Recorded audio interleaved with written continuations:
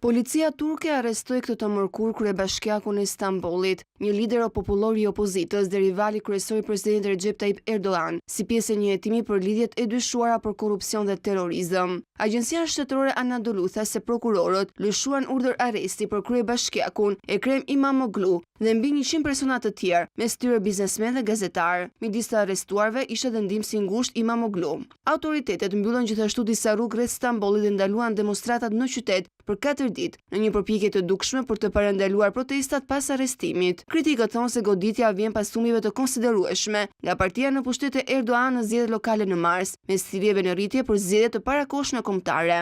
Arrestimi erdhi gjatë një kontrolli në shtëpinë e Imamoglu, por ende nuk ka detaje të tjera. Bashkëshortja e Imamoglu shpreh për mediat se policia mbërriti në banesën e tyre para reagimit dhe se kryebashkiaku u arrestua rreth orës 7:30 të mëngjesit. Një ditë më para, një universitet hodhi poshtë diplomën Imamoglu, duke skualifikuar efektivisht figurën popullore të opozitës nga kandidimi në garën e ardhshme presidenciale. Të kesh një diplom universitare është një kusht për të kandiduar në zgjedhjet sipas ligjit turk. Partia e kryebashkiakut, opozita kryesore e vendit, Partia Popullore Republikane, do të zhvillonte zgjedhjet paraprake të dielën ku Imamoglu pritet të zgjidhej kandidati kryesor në zgjedhjet e ardhshme presidenciale.